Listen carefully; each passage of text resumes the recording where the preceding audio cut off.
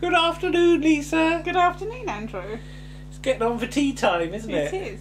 And I fancy a cup of tea and a slice of cake. Do you? Okay. Do you? Yes. And you could have had a cup of tea and a slice of cake on You the could. 27th of December 1980, if you were watching ITV. Yes. Because that's what's listed for 5:20. 5:20 till 6:20, actually.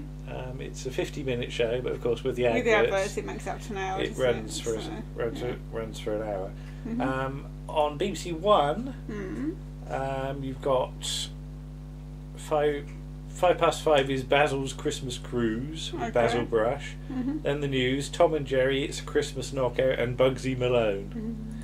ITV is A Cup of Tea and a Slice of Cake at 5:20, Search for a Star at 6:20, The Prince and the Pauper, and then The Professionals.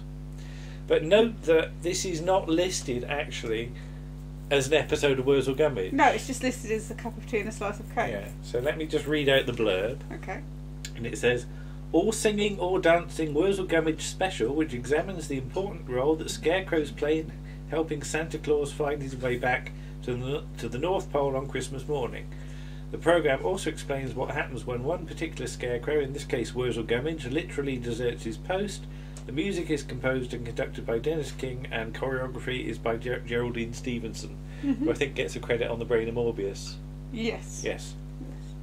But what did you make of that then? Yeah, Have you seen this before? No. No. No, we've never got around to watching that. No. No, 'cause I honestly don't know whether I watched it in 1980. you probably didn't. You were probably watching Basil Brush. I have no idea. I honestly can't remember. I was quite into Worzel Gummidge at the time, so I might have seen it, but I have no memory of seeing it. It's a nice sort of festive episode. It's more a set of sketches than an actual ongoing storyline. It's more all about Worzel's interaction with various different characters. But it crams as many guest stars in as it really can. When you've got the likes of sort of Barbara Windsor, Billy Connolly, Bill Maynard. Yeah. Well, let's go through what happens, because the sort of opening sequence is in the farm, isn't it? And, and it's just little vignettes, isn't it, of Christmas. But sort of Worzel's leering in through the window, isn't he? Watching just a lot of that. Watching as Sue's dad, Mr. Peters, sort of struggles in with his Christmas tree. With his girt Christmas tree. Yeah. But imagine Worzel Gummidge leering in through the window at you like that. You'd have a funny turn. You would. Because you said that even this episode is quite eerie in places, isn't it? Yeah, I mean, because obviously later on when you get to meet various different scarecrows, the makeup is superb. Yeah. But there's some of them that are quite sort of green and they look a bit sort of rotten. Yeah, for 5:20. It's a little scary. But he's out in the field, isn't he? And it's all snowy. In fact, the whole of this episode is just covered in snow, isn't it? Yeah. And we'll come back to that in a minute. Yeah. Which did cause a few problems. It did. But he's fed up sort of being out in sort of winter, and he's going to sort of go off. But the crowman basically he ties him to the post. He ties him to the post. Yeah, so he gets his string out to stop him from wandering off, because he says that scarecrows point to the north on Christmas morning to show Father Christmas or Santa Claus, whatever you want to call him, how to get back to the North Pole. Because he's delivered the presents, but he's tired. He needs the. You think he'd know how to get back to the North Pole? He needs the scarecrows as landmarks. Yes. So they all have to point north. Where's north? That way. North is that way in this house. Point that way, Lisa, across me. There you are. That's north. Thank you. It's like because otherwise, if I point off, you pointing, but the kids are in the church, sort of singing some carols. Except John and Sue bunk off, don't they? To go and see Worzel. And they untie him, don't they? And off he goes. And off he goes. To find Aunt Sally. So he's looking. It's basically a quest to find Aunt Sally. So he sort of goes off to the big house where there's Colonel Bloodstock, which is Thorley Walters. Yes. And he's got a sort of party going on. Yes, he's having a sort of Christmas Eve party, isn't he, with all the adults. Yeah. So you get all the sort of main cast. You get the Braithwaites, and Sue and John's dad, and, you know. But he's doing charades, Charades, isn't he? yes. I've seen a lot of charades over this. Yeah, it's one of those standard things for Yes. Christmas episodes, isn't it? You just put some charades in it, and you've got a couple of minutes you've filled up, basically. Yeah. But yeah, our sort of Worzel sort of knocks on the door, and his sort of butler gives him a mince pie and tells him to go away, basically. Yeah. I like the way that everybody's trying to guess Yes. the clue, And they get increasingly strange, the guesses. and I love the fact that Mrs. Braithwaite guesses The Walking Dead. Yes. Which, considering what you said about how the scarecrows are quite zombie-like, Yes. that's quite a nice little nod, It isn't is. it? Yeah. But yeah, Worzel doesn't sort of take to No. being Told to go away. so he climbs up onto the roof. yeah. And dives down the chimney. Yeah. Now, you think he would have learnt his lesson after the fire? The guy. I note that in the wide shot there is some flames in the fire, but when he lands in the fire grate, there's no flames. There's no flames. So they didn't do a thing of Wurzel's arse catches fire or anything like that. So he sort of dives down the chimney, and all this soot comes out. I love the way that people like 20 foot away have got black faces. Black faces, yeah. Which I'm sure wouldn't really happen. No. It's one of those things you sort of make allowance for the comedy. Yeah. And then he's sort of picked up bodily and thrown out, isn't he? Yes, and there's a rather unconvincing dummy again, isn't there? Because it's sort of the way... I suppose he would flop, he's the scarecrow, but yeah. And we should say that he's already sung once in the field about Christmas isn't Christmas. You could probably loosely call it singing. Well, this is... what was it that... Wurzel's... he's got a singing head, but in this episode it seems he can sing without his singing head. Because he has put a party head on. He puts a party head on. He? It's always disturbing when he changes heads, isn't it? Because it's the whole thing of pulling the head out and then he has to... Because just describe the party head he's got on. He's got a hat, It's got a sort of... It's like, it's like... The sort of... like the hat reminded me of the sort of hat that the ghost of... I don't know which ghost it is. Christmas Past wears in A Christmas Carol, the sort of fruit thing. Yeah, but it's got like sort of pine cones and things, yes. isn't it, hanging from it? And then he sticks a beard on it as well to make it more Father Christmassy. But yeah, so he's outside now and he chucks a cannonball through the thing and runs off and gets shot in the arse, doesn't he? Colonel Bloodstock comes out with his gun.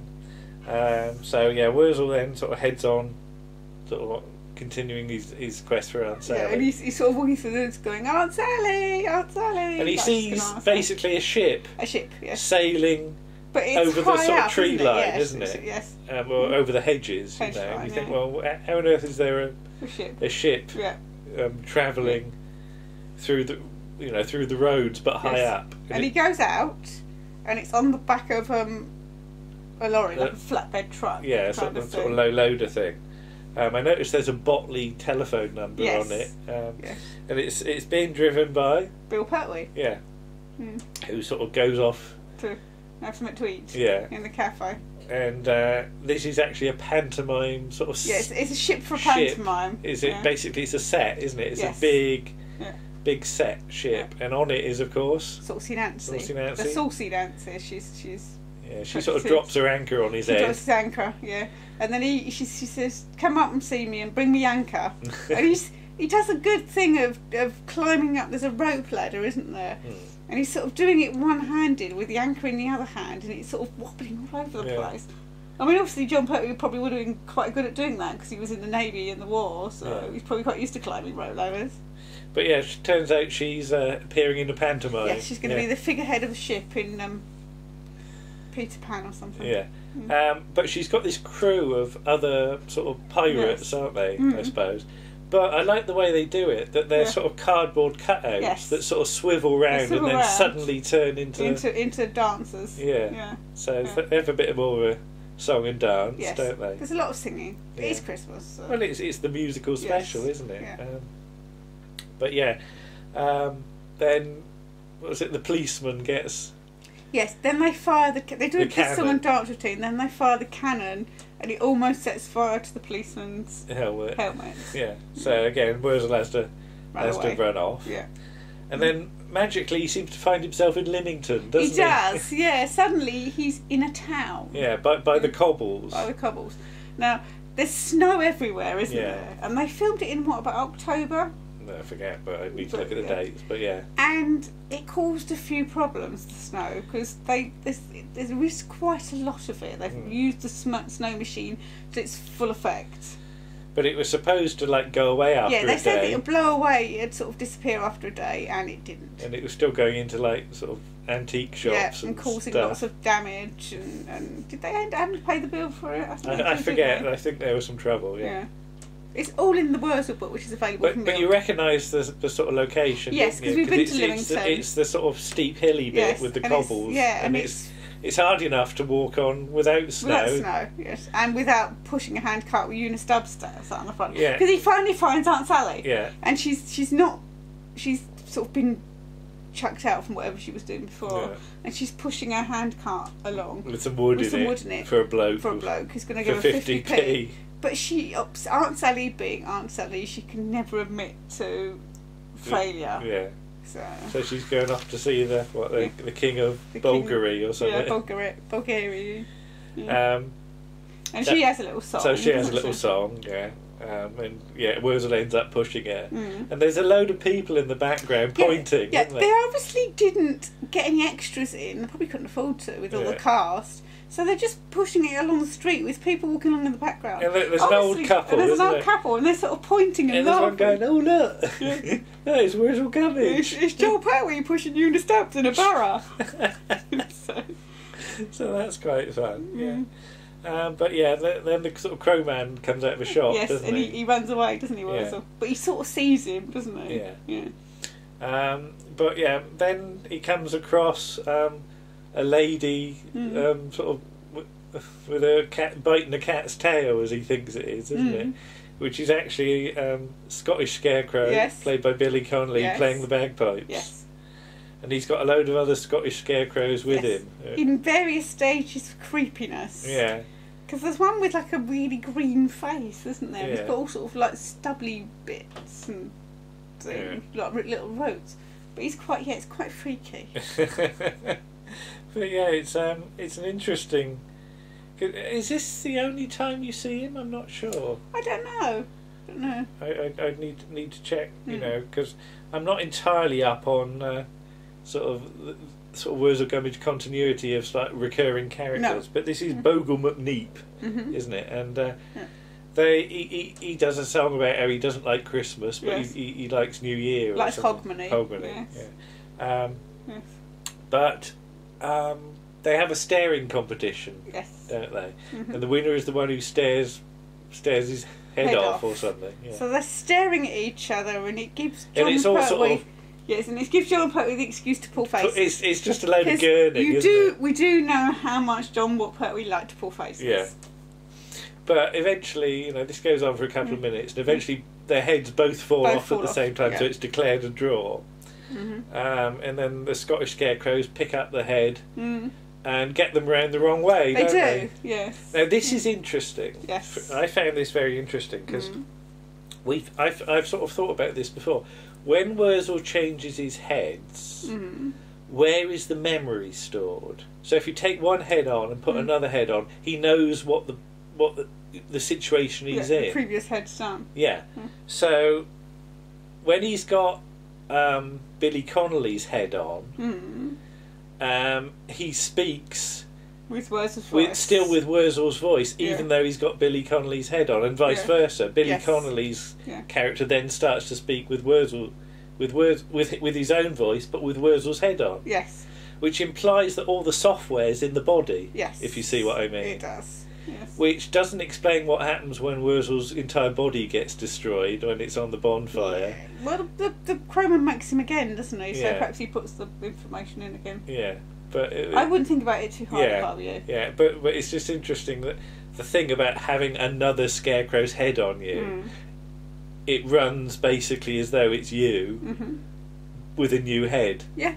So that's interesting. Having done my data backup yesterday, I've been thinking a lot about data and how sort of scarecrows work in this universe.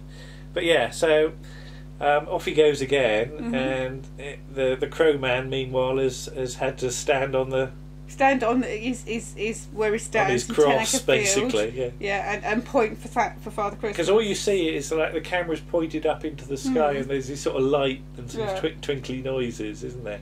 And the crowman has to point, and then all the Scottish scarecrows are pointing as well. Yeah. Why he needs like 6 of them in a row? But I suppose they've all got to feel like they're doing something. Yes. But yeah, the crowman obviously is not pleased with Worzel. No. And says he can't go to the ball, the scarecrow ball, yes. Which he's been waiting all year to go to. Then Aunt Sally shows up again. Yes, and she's got a different dress on and a little tiara, and sort of, she's tarted herself up a little bit, shall we say? But yeah, she's fed up, isn't she? Because she said she was going to go to Africa, but there's no snow there and stuff. But yeah, she's not going to be allowed in because she's not a scarecrow, and she hasn't got a scarecrow to go with. And meanwhile, there's all these other scarecrows lurching along. It's the real Walking Dead stuff again, isn't it? But it's not shot quite as scarily as Trial of Worzel Gummidge. But even so, they're in the distance and they're like clanking past. Yeah. And like Worzel's nephew's there, isn't he? Pickles Bramble. Sergeant Beetroot's sort of organising it all, isn't he? Getting them into order and But Aunt Sally says about presents. You've got to give presents at Christmas. So all Worzel's got is his little robin, isn't it? So he gives her his little robin. And she gives him some advice. Yes. Which is never trust a woman that treats you like dirt. And he doesn't know what to make of it. He goes, but Aunt Sally, I am dirt. Yeah, because this is after, because John and Susan come up and they go and see the crowman and they say to him, let Worzel come to. We know he's been bad, but don't punish Aunt Sally for Worzel's misdemeanours, and so he lets him in. And you shouldn't be punishing him at Christmas. Yeah, and then there's this sort of ceremony where everybody gives a present to the crowman, yes. And notice that Earthy Mangold. Earthy Mangold is mentioned. Gets a mention in there. Yes. So that's just nice nice little nod to the original books. And you're just thinking, Aunt Sally's so horrible to you. Go and talk to Earthy Mangold. Go and talk to Earthy Mangold, because she'll look after you more. Or go and find Dolly Closebag. I don't know if he's met Dolly Closebag at this point. I'm not sure. I need to look at the list, but and then you get a rather creepy routine with the Crowman, don't you? Because it seems to be like the sort of routine he does when he makes scarecrows. He's going on about mistletoe and all that stuff, and it's shot really, really well. But yeah, Worzel gets the robin back. Yes, because he says because Aunt Sally gives it to the crowman, and he says to the Worzel says to the crowman, I haven't got anything that I can give you, and he says, you've already given me the best present I've had today. And he's confused, isn't he, by this Worzel, and he said that he's got goodness and a good heart, because he gave away his most treasured possession, which was the robin, and he gives him the robin back. It's all very touching, really. It is quite touching, yes. And then you get the sort of big showpiece song and dance at the end, which is very, very well done, isn't it? It's got a real rollicky good tune to it. You've already heard it because it's like the theme music anyway, and it's sort of appeared every now and then in sort of various variations. Yes, they did. I think they used it in the musical, didn't they? Yeah. But yeah, it's a great little routine, and it's a real happy note to end on, to finish on, isn't it? So yeah, for a sort of Christmassy special, I really enjoyed that. Yes, it was nice. It was, I did wonder where it was going at one point. But yeah, it's a great one. Well worth looking up, I think. And, so there we are. Yes. Anything else to say? Or you can have a slice of cake later. Well, maybe. Or you can have one tomorrow if we'll have one comes. Tomorrow if Warren comes, because right. we haven't really got that. Well, we have got cake, but it's for Warren if he comes. Okay. Just one slice? Well, they're little cakes, they're not slices, so I have more than one. But we will have a cup of tea tonight. Oh, yes. Okay. A cup of tea. I might start singing when I make it. Okay. Dee dee dee dee dee dee dee dee dee dee dee dee dee. Are you actually going to be missing this? Diddly dee dee diddly dee dee boom. Right, there we go. Okay. Bye bye. Bye.